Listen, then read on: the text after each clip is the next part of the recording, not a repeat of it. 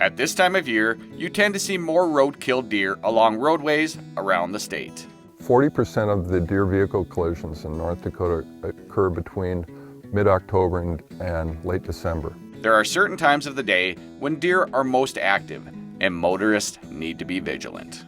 Deer are most active at dawn and dusk. I think it's particularly problematic in the morning when the sun is almost rising directly out of the east. So if you're heading east, you're looking into the sun, so it can be really hard to see these animals. Certain types of habitat near roadways also attract deer. Deer generally like to travel along stream corridors where those cross highways, or where there's tree rows coming up to the highway, particularly if there's food on one side of the highway and shelter on the other. But watch the ditches on both sides.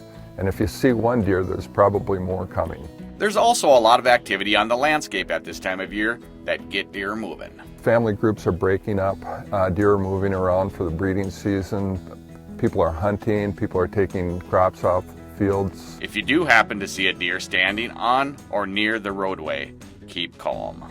Your main concern should be to keep control of your vehicle. Don't try and swerve, you're more likely to lose control.